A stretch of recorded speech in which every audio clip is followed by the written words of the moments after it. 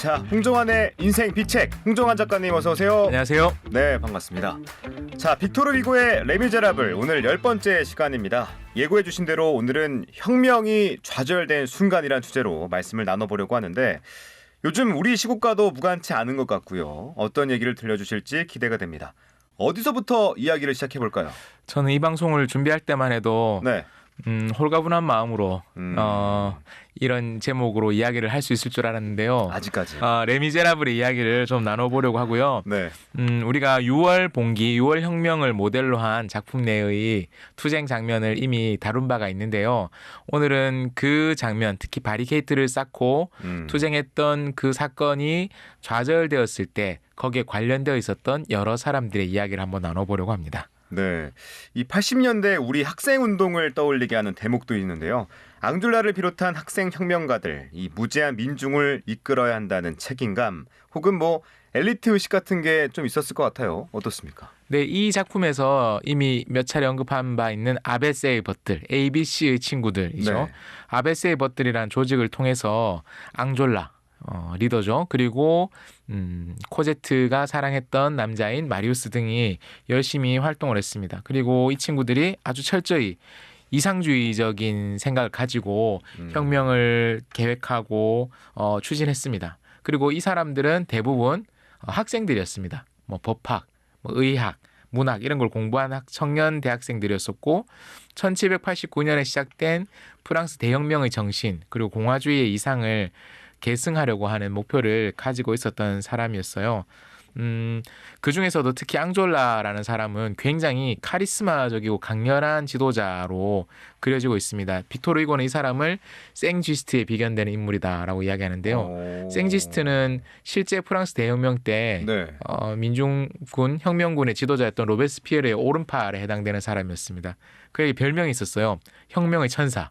혁명의 천사. 네, 혁명의 천사라고 하면 우리가 갖고 있는 천사상은 아기 같은 얼굴에 몸매도 좀 아기 같고 등에 날개가 달려 있고 흰색. 예, 떠오르고. 그러니까 귀엽고 사랑스럽고 평화롭고 이런 이미지만 생각하는데 네. 서구에서는 천사라고 하면 굉장히 여러 가지 종류의 이미지가 있습니다. 그런 이미지가 있는가 하면 전사, 전사. 전쟁의 수호신. 뭐 혹은 심판을 가지고 오는 전령 뭐 이런 느낌도 있는 거예요. 그래서 혁명의 천사 말고 또 다른 별명이 혁명의 검이었습니다.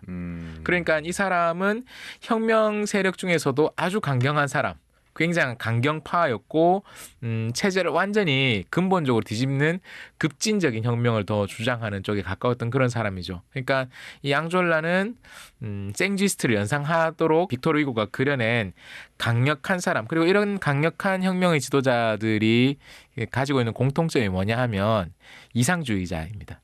그러니까 이상주의자가 아니라면 사실 혁명을 시작하기 힘든 것도 분명한 사실이죠.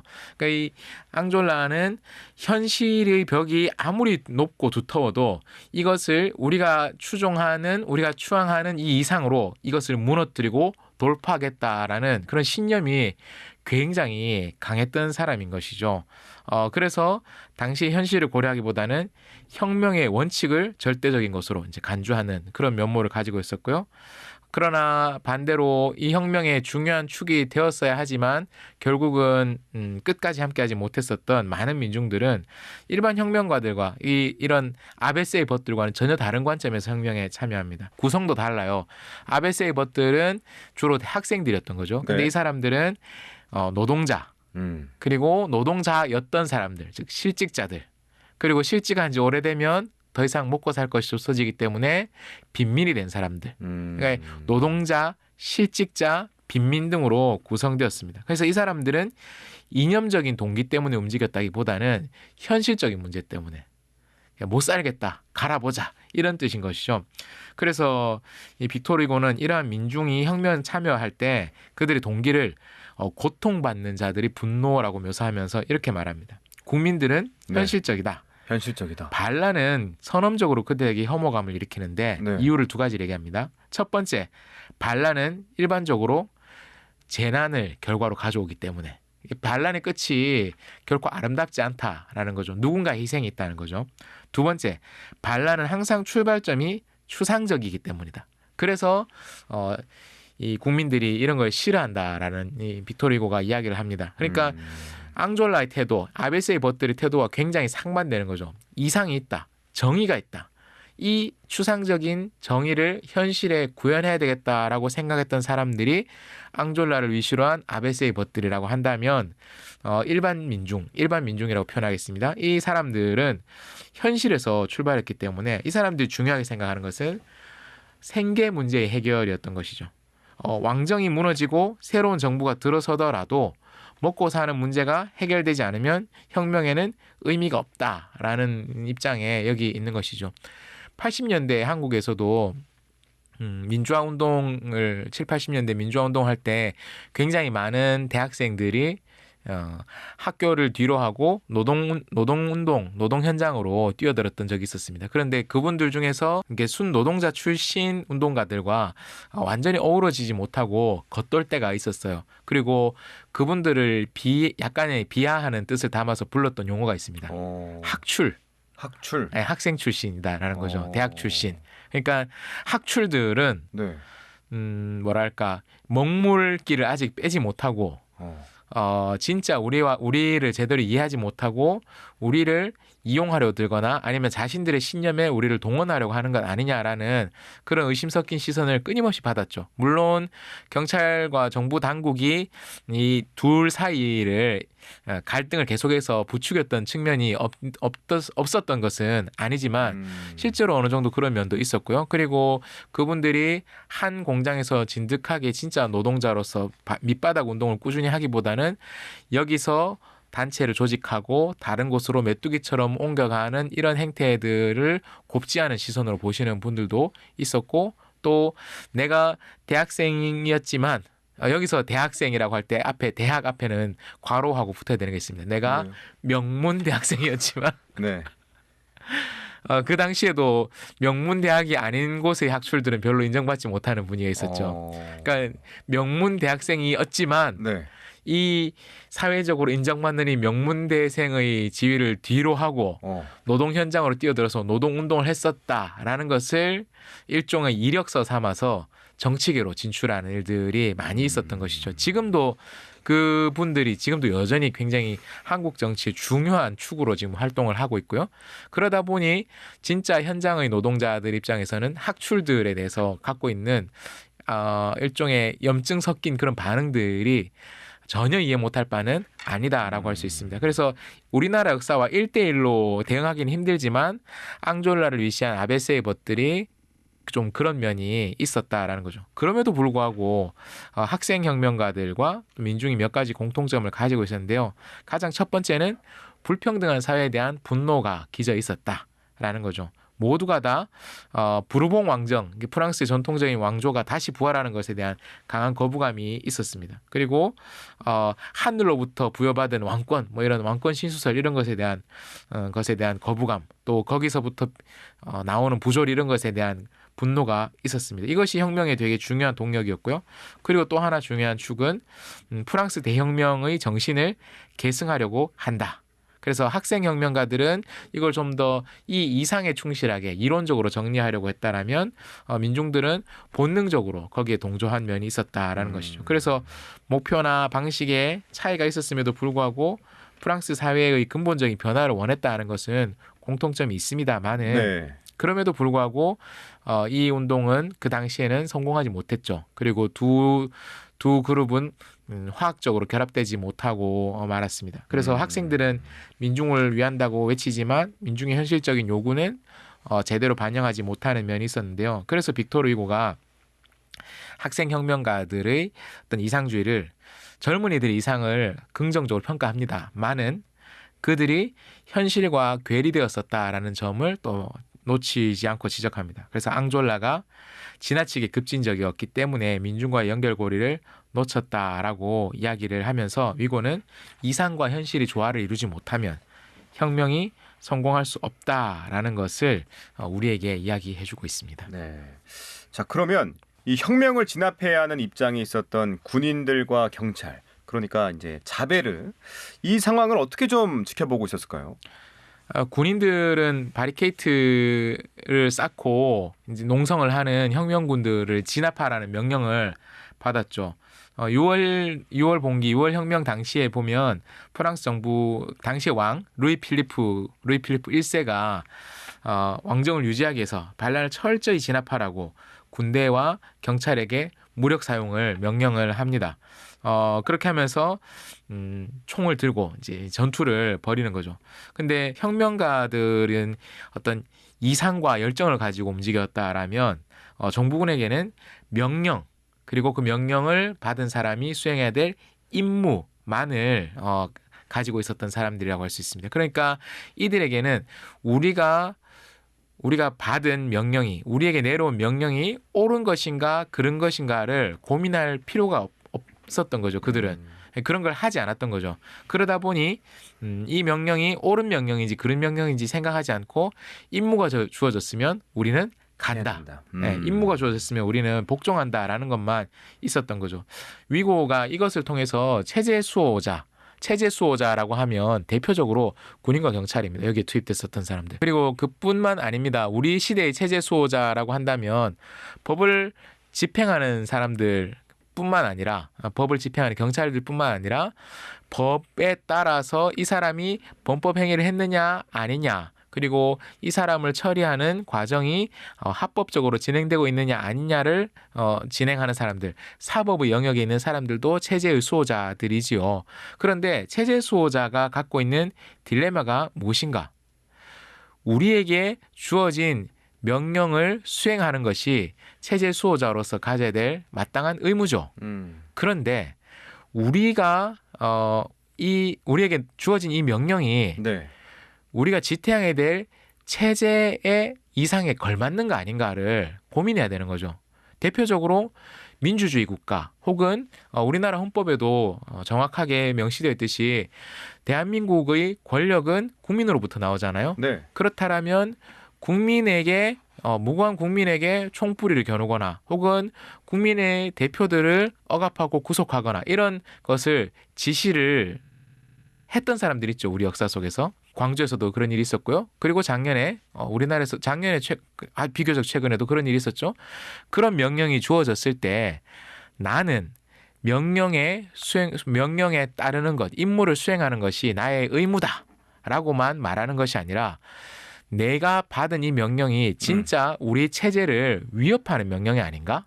우리 체제의 이상과 우리 체제의 근본을 해치는 명령이 아닌가를 점검해야 될 필요가 체제 수호자에게도 있다는 거죠.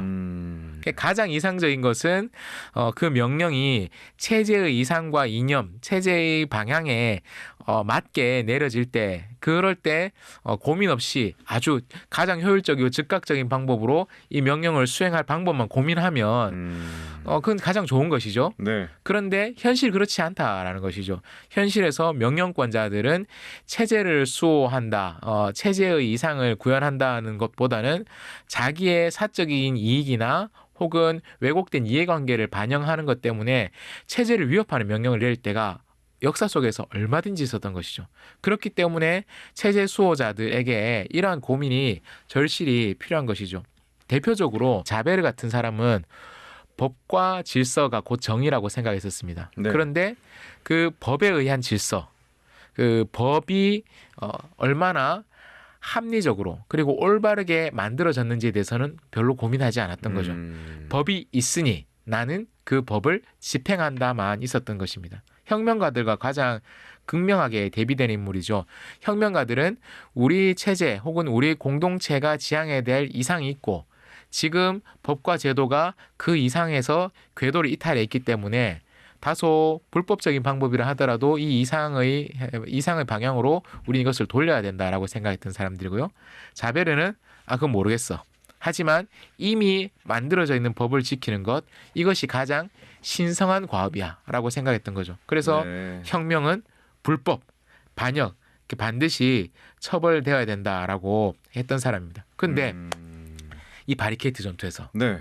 자베르가 중요한 임무를 하나 수행하다가 실패를 합니다. 어떤 실패요? 혁명 세력의 내부 정보를 캐내야 되잖아요. 제대로 진압을 하려면.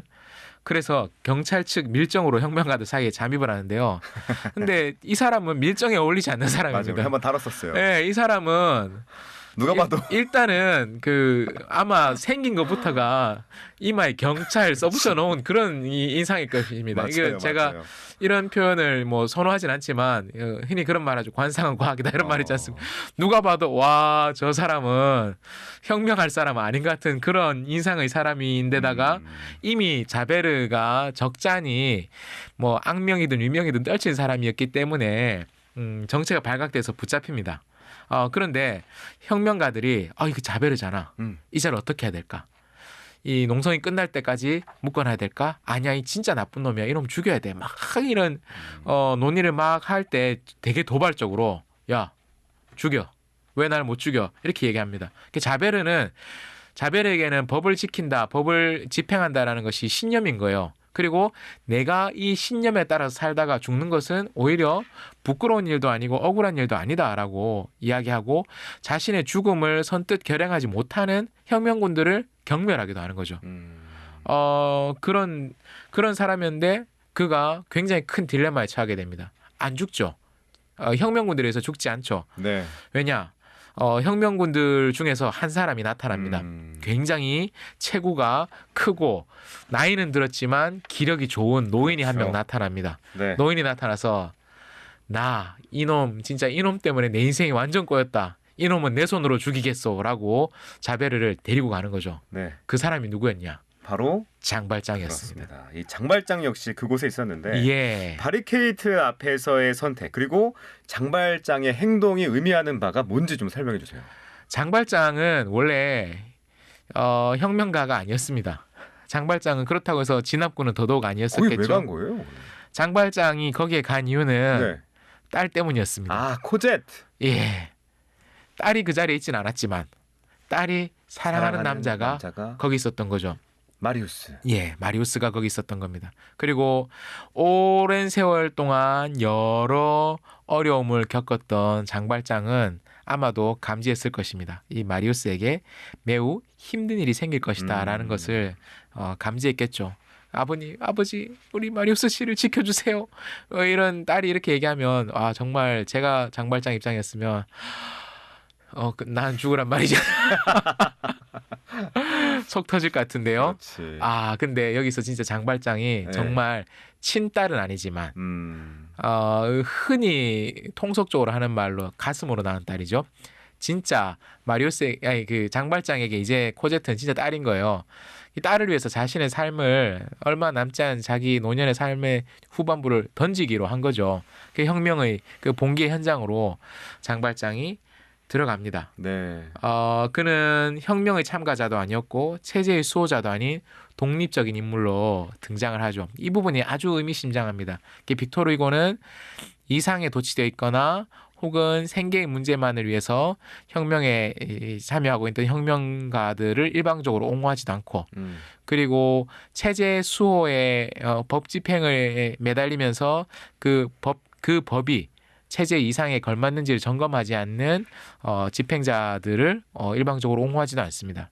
그가 어떻게 보면 유이하게 혹은 유일하게 이상적으로 긍정적으로 묘사하고 있는 미리엘 계통의 사람, 미리엘 주교의 촛대를 이어받은 장발장이 이곳에 등장하는 것이죠.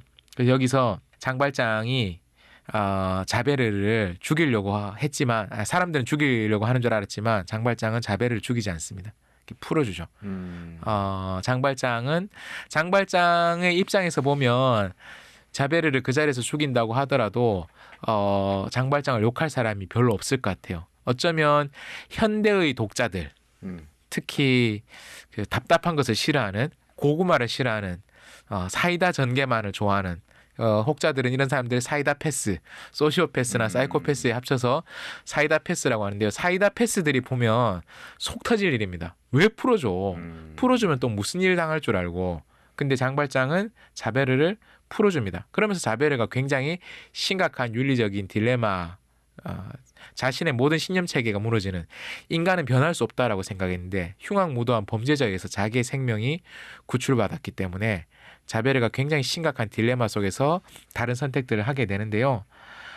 장발장은 바리케이트에서 그가 했던 일들을 통해서 누군가를 처벌하는 사람, 누군가를 심판하는 사람이 아니라 생명을 구하는 존재가 세상을 바꾼다라는 것을 보여주죠. 혁명을 위해서 장발장은 거기 가지 않았죠. 마리우스의 생명을 구하기 위해서 거기 갔었죠. 그리고 그곳에서 마리우스의 생명을 구하기 전에 자베르의 생명을 구하게 되었습니다. 혁명가들에게 붙잡혔고 정말 이제 죽을 위기에 처했었던 자베르를 장발장이 누구에게도 알리지 않은 채 죽였다라고 하면서 석방을 풀어주는 거죠. 그래서 위고가 이렇게 표현합니다. 자베르는 쉽게 놀라는 사람이 아니다. 하지만 아무리 자제하려고 해도 충격에서 벗어날 수 없었다라고 이야기합니다. 자베르에게는 법이 곧 정의였어요. 근데 장발장을 통해 위고가 보여주는 거죠.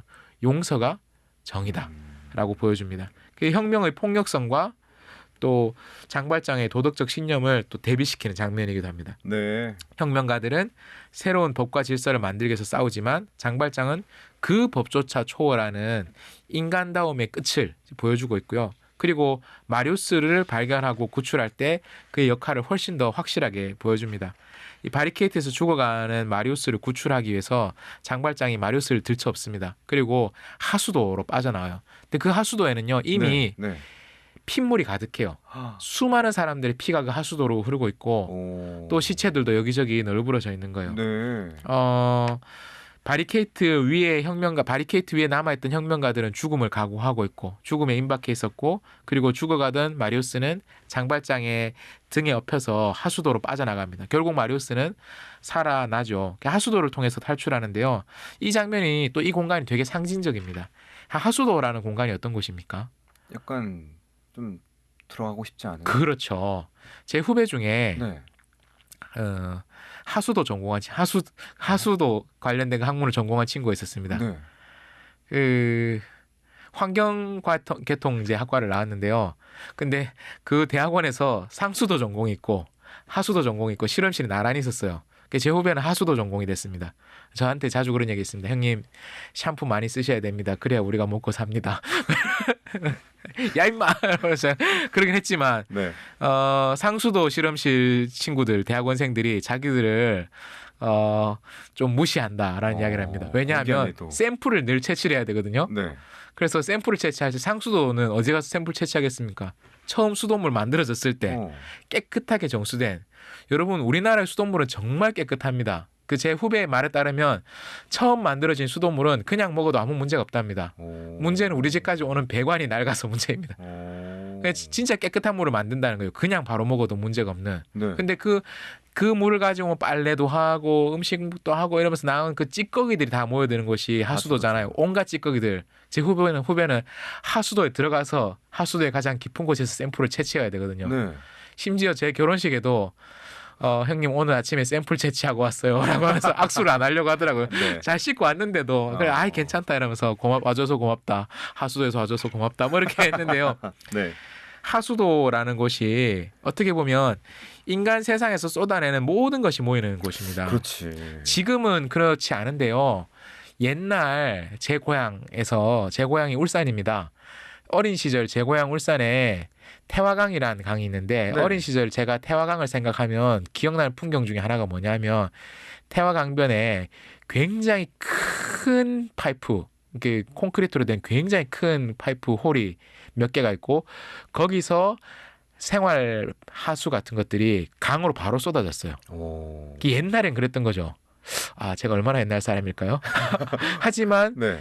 그 태화강이 그런 걸 다 이제 정리를 하면서 따로 그런 물들을 하수 처리 시설로 따로 빼서 이제 정화시켜서 흘려보내고 이런 것들을 하면서 지금은 태화강이 굉장히 깨끗한 강으로 이른바 생태하천 이런 이름으로 다시 복원됐는데요. 네네. 그때는 제가 어릴 때는 태화강 위에 그 태화 다리를 지나가면 냄새가 나서 견딜 수가 없었습니다. 와, 그 정도. 강 위를 걸으면 썩은 냄새가 나는 거예요. 그리고 우리 친구들이 재미로 대나무로 된 싸게 파는 대낚시가 있었어요. 대낚시를 가지고 던지면 고기가 잡히는데요. 고기들이 다 제 집게 손가락만한 고기들이 다 등이 굽어져 있었습니다. 다는 아니지만 상당히 많은 고기들이 등 굽은 고기들이 많았습니다. 환경오염 때문에 생명이 살 수 없거나 살아있는 생명도 변형돼서 존재하는 그런 공간이었던 거죠. 네. 그러니까 하수도라는 곳, 것이 인간의 어떤 욕망의 찌꺼기들이 다 모여드는, 그리고 좋은 표현은 아니지만 인생 막장이라는 표현 있잖아요. 정말 삶의 막장의 요소들이 다 모여드는 그런 공간이 하수도였어요. 그리고 마침 그때의 하수도는 핏물로 가득했었고 혁명가들, 또 혁명가들뿐만 아니라 진압군들의 피도 있었겠죠. 사람들의 시신과 피로 넘쳐나고 인간 세상의 욕망의 찌꺼기들이 다 모여드는 그 하수도를 통과를 해서 마리우스가 살아남아요. 마리우스가 장발장의 등에 업혔잖아요. 장발장의 등에 업혀서 인간 삶의 가장 어둡고 지저분한 그 좁은 터널을 통과해서 새로운 생명을 얻는 거죠. 이런 면에서 보면 빅토르 위고가 노골적으로 특정한 종교를 전도하고 있지는 않지만 빅토르 위고가 미리엘 주교를 통해서 처음부터 보여주었었던 참된 그리스도교의 정신이랄까요? 이런 것들을 마리우스의 마지막 구출을 받는 장면을 통해서 굉장히 잘 보여줍니다. 한 인간이 세상을 바꾸려고 했고 자기가 무엇인가를 시도하려고 했었던 젊은이가 그 시도가 좌절되고 죽을 상황이 된 거죠. 네. 그리고 그는 죽음과 같은 하수도를 통과하는 거죠. 인간의 가장 밑바닥 하수도를 통과하는데 자기 힘으로 통과하는 게 아니에요. 장발장이라는 노인의 등에 엎혀서 자기는 의식도 잃고 누가 자기를 구해주는지 마리우스는 그때는 몰랐거든요. 의식을 잃은 채 장발장의 등에 엎인 채로 그가 하수도를 통과해서 새로운 생명, 인생의 두 번째 기회를 얻게 되는 것이죠. 그래서 사회가 쏟아낸 모든 것들이 모인 그곳을 통과함으로써 오히려 그 더러운 곳을 누군가의 도움에 의해 통과함으로써 정화가 되고 새로운 생명을 얻고 변화되는 그런 사람으로 묘사를 하고 있습니다. 그래서 이 하수도 장면이 굉장히 중요하고요. 때문에 빅토르 위고의 그 장황함 중에서도 그 프랑스의 하수도를 굉장히 장황하게 묘사하거든요. 그걸 참고 보게 만드는 힘이 있는 거죠. 그래서 이 혁명군들이 혁명가들이 또 진압군들이 각각 지향했었던 삶의 이상을 뛰어넘는 장발장의 선택과 행동을 통해서 빅토르 위고가 어떤 혁명도 또 어떤 법도 인간의 가치, 인간의 용서와 자비, 사랑을 뛰어넘을 수 있는 가치가 없다라는 것을 보여주고 있습니다. 자, 이렇게 혼란한 와중에 이 테나르디에는 제 입속을 챙기려 듭니다. 또 그리고 살아남는다면서요? 테나르디에는 이 작품에서 가장 일관성 있는 사람으로 나옵니다. 이게 일관성이 좋은 거야. 장발장도 변하고요. 마리우스도 변하고요. 네. 코제트도 변합니다. 모든 사람들이 변합니다. 제가 문학 작품 함께 읽기 모임을 하면 항상 같이 하는 작업 중에 하나가 뭐냐면 주요 등장인물들 아니면 주요 등장인물 아니더라도 독자가 등장인물을 한 명을 선택하게 해서 그 등장인물의 변화에 대해서 마지막에 함께 이야기를 해요. 그래서 올라가는가 내려가는가, 그래서 성장하는가 퇴보하는가 뭐 이런 것들을, 성장하는가 추락하는가 뭐 이런 것들을 이야기를 하게 하거든요. 그런 면에서 보자면 테나르디에는 정말 어떤 자신의 그 신념 없음의 신념을 곱게 유지하는 일관된 사람으로 유지를 합니다. 네. 테나르디에가 마리우스 아버지와 관계가 있었잖아요. 마리우스 아버지가 전쟁에 참전해서 죽어갈 때 그 죽어가는 군인들의 주머니를 뒤지는 역할로 테나르디에가 처음 등장했었잖아요. 네네. 여기에서도 테나르디에는 일관된 모습을 보입니다. 또 혁명가들과 함께 싸우지도 않고 정부군의 입장에 서지도 않고 전투 중에는 숨어 있다가 전투가 끝나고는 시신의 주머니를 뒤지는 거죠. 똑같구나. 예, 주검을 뒤지고 그 주머니를에서 뭔가가 있는지 뒤져보고 손가락에 반지가 있으면 빼내고 품속에서 지갑을 꺼내고 뭐 이런 일들을 이렇게 하는 겁니다. 네. 그러니까 혁명가들이 목숨을 걸기 위해서 세웠던 바리케이트가 테나르디에게는 돈벌이의 공간이 되는 것을 보여줍니다. 그래서 장발장과는 뭐 말할 것도 없이 아주 극명하게 대비가 되고요. 앙졸라와도 극명하게 대비가 됩니다. 그리고 사회가 만약 혁명가들의 이상이 장기적으로 구현되면서 사회가 만약 한 걸음이라도 좋은 쪽으로 바뀐다라면 테나르디에도 그 혜택을 받겠죠. 사회적 변화의 기생자, 사회적 격변에 기생하는 사람으로 나타나죠. 그래서 혼란한 사회 속에서 어떻게 보면 마지막까지 살아남는 사람, 가장 유리한 위치를 차지하는 사람으로 나타납니다. 그래서 테나르디에는 프랑스를 나중에 떠나게 돼요. 신대륙, 유럽 입장에서는 신대륙, 사실 원래 존재했던 대륙이지만 미국으로 가서 거기서 노예무역을 합니다.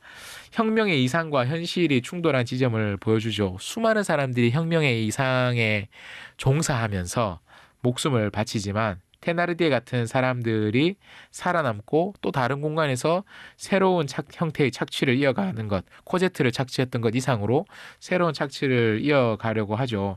그러니까 위고는 정치적인 변화를 정치적인 변화나 어떤 제도의 개선만 가지고 절대 참된 혁명이 가능하지 않다는 것을 테나르디에를 통해서 보여주는 것 같아요. 인간이 근본적으로 과연 제도의 변화나 이런 법과 질서의 변화로 가능한가? 그것만으로 충분한가를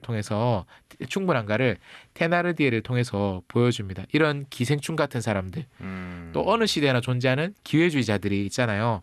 그래서 장발장은 혁명을 초월해서 인간성을 실현하는 길을 선택했고, 앙졸라는 혁명을 위해서 죽음을 감수했고, 자베르는 자신이 평생 법이 곧 질서다라고 생각했었던 그 신념이 무너졌을 때 삶의 방향을 다르게 선택하는 결단을 했지만, 테나르디에는 혁명을 이용해서 부를 축적하려고 했었죠.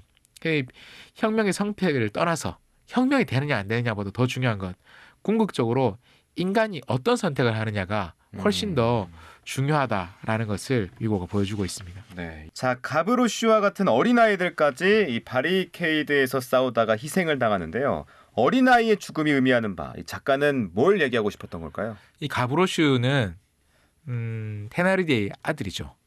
테나르디에의 내놓은 아들입니다. 네. 부모에게 사실상 버림받고 거리에서 스스로 살아남았지만 가브로슈는 굉장히 아버지와 다른 사람으로 나타납니다. 항상 이 장난기를 잃지 않고 당당하고요. 가난과 불행을 운명으로 받아들이지도 않고, 그리고 자기 친동생인 줄 모르는 거리로 내몰린 남자 동생들도 그냥 거리에 불쌍한 아이들이라 생각하고 거두어서 돌봐줬던 그런 아이였죠. 그런데 이 가브로슈가 혁명의 실질적인 일원으로도 활동을 합니다. 혁명가들이 진압군들과 정벌군들과 싸우다 보니 정부군은 보급을 받을 수 있잖아요. 근데 여긴 보급을 받을 수 없단 말이죠. 먹는 거는 어떻게든 민가에서 조달한다 하더라도 무기를 조달하는 것은 한계가 있잖아요. 특히 그렇지. 총은 갖고 있다 쳐도 탄약은 소모가 되니까요. 그래서 총알이 빗발치는 거리로 나가서 탄약을 모으는 희생적인 활동을 합니다. 쓰러져 있는 군인들을 주머니를 뒤지는 거죠. 어쩌면 이런 재능을 아버지로부터 물려받았는지 모르겠습니다. 그가 이제 주머니를 뒤져서 요즘으로 치면 탄창들을 이제 회수를 하는 겁니다. 그래서 탄약 주머니를 꺼내서 자기 바구니에, 자기 주머니에다가 넣어서 혁명군들에게 가져다 주는 일을 하다가 결국 총에 맞고 운명을 달리하게 되는데요. 아버지와 완전히 다른 삶을 선택하죠. 테나르디에는 혁명을 이용해서 자기의 이익을 취하려고 했었던 기회주의자였죠. 그래서 바리케이트가 무너진 뒤에 전사자들의 시신을 약탈했었다라면, 가브로슈는 혁명을 위해서 자기가 투신하고 목숨을 바쳤죠. 바리케이트에서 싸웠고 탄약을 가져오려다가 죽었죠. 근데 위고는 혁명의 이상을 긍정하면서 가브로슈 같은 어린 희생자들이 나오는 사회는 옳은 사회가 아니다라고 이야기합니다. 빅토르 위고는 이렇게 얘기해요. 아이들이 죽어야 하는 혁명은 실패한 혁명이다라고 이야기하면서 가브로슈를 통해서 위고가 보여주는 것이 이런 것들인 것 같습니다. 기성세대의 기회주의적인 면이나 무책임한 면을 가브로슈를 통해서 비판하고 조롱하죠. 그리고 바리게이트에 있는 사람들 중에서 어쩌면 가장 이질적이고 가장 작은 존재입니다. 왜냐하면 이른바 학출들과는 아주 다른 존재죠. 배운 것도 없어요. 그리고 어리죠. 그 다른 노동자들에 비해서 아주 어린 어린이죠. 그의 죽음은 굉장히 이질적이지만 가장 용기 있는 사람의 죽음이라고 할 수 있습니다. 그래서 사회가 어린 세대를 외면할 때 일어나는 비극을 보여주기도 하고, 동시에 새로운 희망, 혁명 당시의 혁명 봉기는 실패했다 할지라도 새로운 희망이 여전히 살아서 자라나고 있다라는 것을 보여주는 중요한 인물이기도 하죠. 이 가브로슈가 죽음을 앞두고 부른 노래가 있잖아요. 역시 굉장히 의미가 있죠, 이 노래에. 이 가브로슈는 탄약이 부족해질 때 탄약 모으러 막 이제 다니는데요. 그때 되게 위험한 일이잖아요. 총탄이 빗발치는 그럼요. 곳에 잠깐 소강 상태라 할지라도 언제 자기의 머리에 총알이 박힐지 모르잖아요. 그런 상황에서도 노래를 부르면서 막 이제 움직입니다. 그래서 뭐 누구는 못생겼네, 그것은 볼테르의 잘못, 누구들은 어리석네, 그것은 루소의 잘못, 뭐 이런 얘기를 하는데 당시의 사람들에게 유행하던 풍자적인 가락이라고 합니다. 볼테르나 루소 같은 사람들은 이른바 계몽주의 사상가들인데요. 세상의 변화에 대해서 이야기하는 거죠. 자유, 평등 이런 걸 강조해요. 하지만 이런 사람들을 그런 먹물 먹은 사람들의 어떤 철학과 가르침이 있긴 하지만 여전히 현실 사회는 부조리로 가득하다라는 것을 그런 모순을 비꼬는 거죠. 네. 그러면서 가난하고 보호받지 못한 존재로 살아가는 자신의 처지를 노래로 풀어내는 것이죠. 사회에서 소외된 작은 사람들의 목소리, 작은 사람들의 노래를 가브로슈의 입을 통해서 위고가 들려주면서 한 불황아, 불량 청소년처럼 보이는 이 불황아가 실은 억압 속에서도 당당하게 맞서는 존재임을 이렇게 보여주고 있습니다. 그래서 기꺼이 혁명의 일부가 되었던 그의 모습을 보여주면서 우리에게 작은 사람들이 노래하면서 용기를 잃지 않고 혁명에 동참하고 있는 것의 위대함에 대해서도 이야기를 하고 있어요. 혁명의 정신이 총에 의해서, 칼에 의해서 사라지지 않고 계속해서 그 노랫말처럼, 노래의 가락처럼 살아남을 것이다 라고 이야기를 합니다. 빅토르 위고는 가브로슈를 통해서 혁명의 주체는 지식인이 아니다, 가브로슈 같은 사람이다 라고 하는 것을 다른 한편으로 보여주는 거죠. 왜냐하면 가브로슈는 사회가 버린 존재였거든요. 부모도 버렸었고요. 결국 혁명을 위해서 가장 헌신적으로 싸웠던 사람은 역설적으로 그 사회에 의해서 버림받았던 사람이었던 거죠. 그러면서 그 위고가 이렇게 표현해요. 그의 죽음은 혁명의 불꽃을 계속 타오르게 하는 마지막 외침이었다라고 이야기를 하고 있습니다. 네. 마지막까지 그가 불렀던 노래, 가브로슈가 불렀던 노래는 이 왜곡된 체제 그리고 왜곡된 그 사회에 대해서 조롱하고 저항하는 메시지로 불렸었고, 가브로슈의 노래가 여전히 우리 시대도 멈추지 않고 있다라고 생각을 합니다. 위고가 이렇게 말합니다. 혁명의 불꽃은 사라지지 않는다. 그것은 가브로슈의 노래처럼 바람 속에서 영원히 남아있을 것이다. 어떤 혁명의 정신과 또 공동체의 방향에 대한 강렬한 염원이 있는 한 그 노래는 계속해서 울려 퍼질 것이다 라는 이야기죠. 네. 자, 혁명도 이제 끝이 났고 거의 막바지에 접어들고 있습니다. 다음 주는 어디로 가볼까요? 다음 주는 장발장의 마리우스를 구출해낸 이후, 그리고 그 이후 마지막 장면까지 장발장에 대한 이야기를 한번 해보려고 합니다. 알겠습니다. 다음 시간 장발장에 대한 얘기 기대하면서 오늘은 여기서 마무리하죠. 지금까지 홍정한의 인생 비책 홍정한 작가와 함께했습니다. 작가님 귀한 말씀 고맙습니다. 고맙습니다.